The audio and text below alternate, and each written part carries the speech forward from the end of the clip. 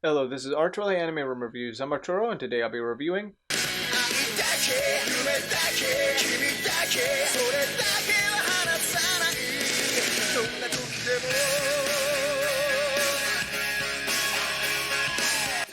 Outlaw Star. Was an anime that I, missed when it was on Cartoon Network. And then I, to be honest, found an authentic copy, or the 3 DVD sets of Outlaw Star, which at the time was pretty expensive, and bought them for 16 bucks. So I was lucky, and that's how I first got into Outlaw Star. And then Funimation got the rights to it with an HD version, and then they brought it back on Toonami.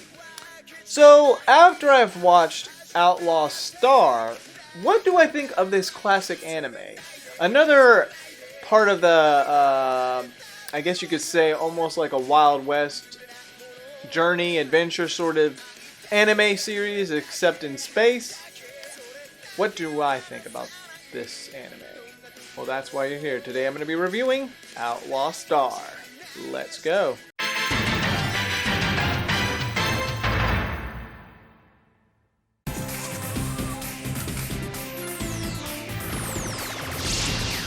Gene, grappler ship's dead ahead! It wouldn't be fun otherwise. Let's do it!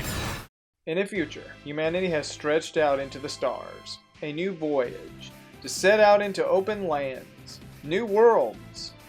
We follow Gene Starwin, who runs a business with his friend to take on jobs and make a living.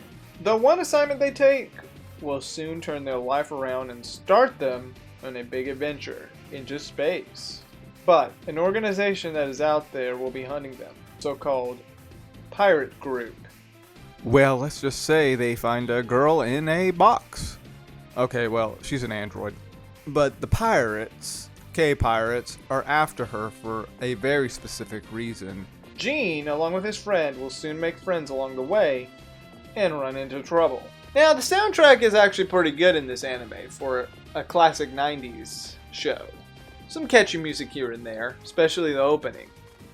Now, the animation, it was good as it could get for the late 90s. It's actually pretty good. It has its moments. This is the 90s now, around the time of Trigun and Cowboy Bebop. Still, though, I like the art style.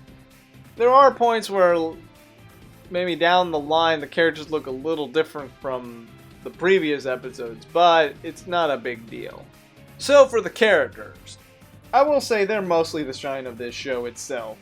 Gene is someone who is a ladies' man, and someone trying to get around in life with a job. He had a past event with his dad that got killed by a group that will soon show up again in the show, which he has a phobia of space. He has an attitude and won't listen to his friends on certain matters. Well, sometimes. While he is tough in some regards and cares for his friends, he also acts like someone who would go around and flirt with women and even running into bill problems. He doesn't stay on top of things, while his friend is running around having to do stuff for him. So Gene, in that regard, has issues of being stubborn to fix things. But on the other hand, he is strong-willed while he fights his foes and trying to make it out of a situation. He has a fear of space, like I mentioned, which was due to losing his dad. Though he does conquer that fear once he takes that one job, which leads him into that adventure. Jim is his friend and partner, and a computer expert, and messes around with coding and hacking into things. He is more on top of things than Gene. He gets very aggravated at him when he doesn't seem to care about the situation that is looking bad. He runs and repairs things on their ship, the Outlaw Star. He gets very concerned for Gene and the others, and tries his best to help. He also gets concerned for their money situation. Now, Melfina is a bio-android who can actually control and run the ship on the bridge inside a cylindrical chamber. Her character is someone trying to find the meaning for her existence. What is her purpose? And why was she created? While she may be an android, she still holds feelings and emotions like a human, though the reason for her creation will be revealed near the end. Her and Gene's interactions are the main point in the show, as he promises her that he'll find out why she was created, and their feelings for each other. She holds power of the ship and the link with her and the ship. Aisha is a Katara being, who was an officer but fired from her job after failing to stop Jean. She has powerful strength due to her alien power.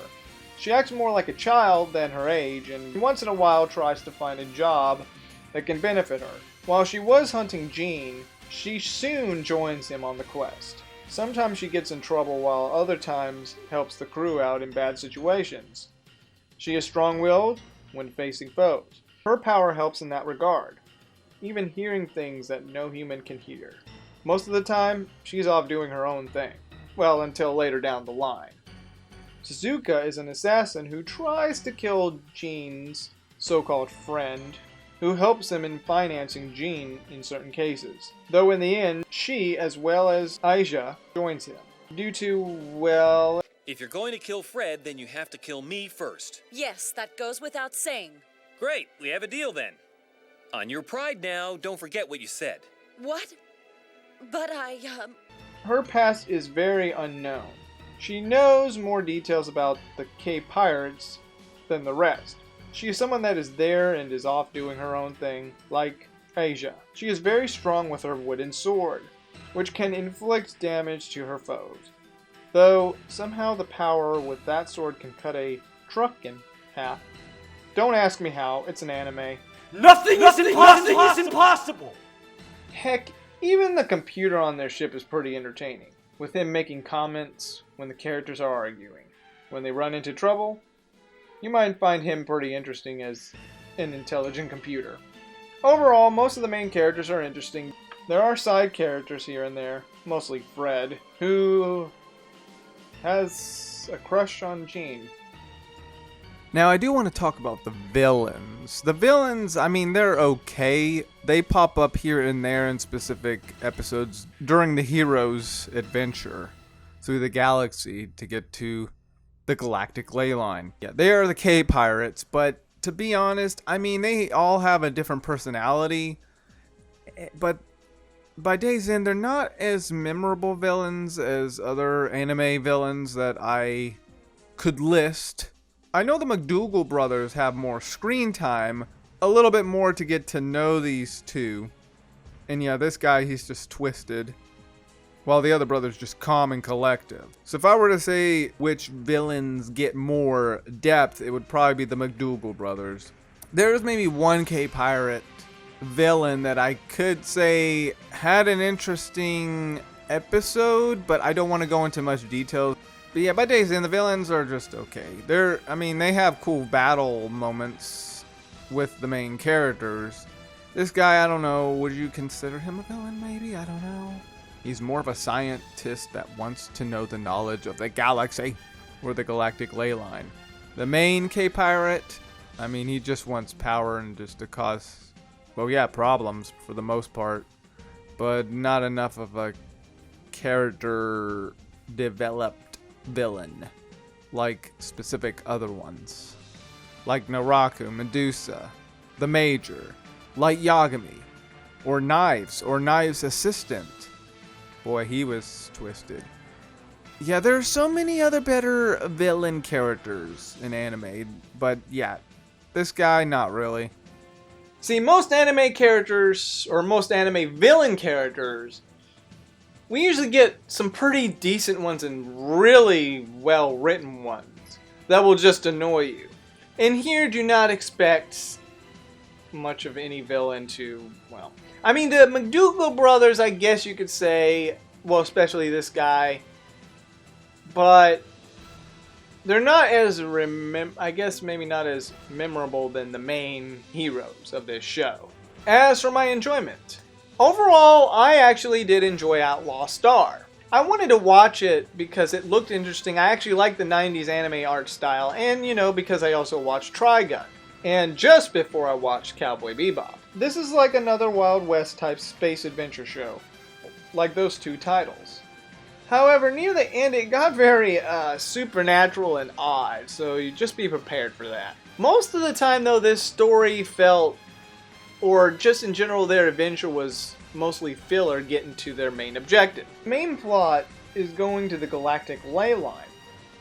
But at certain points, they are doing, well, jobs on the side, or just running into goons and other things. Obviously, the characters in this show, like I just mentioned, most of the episodes were good, while some, like the hot spring one, I mean, even though this is kind of an important episode because it has something that Jean needs, which crosses over to the next episode, close to the conclusion of the show.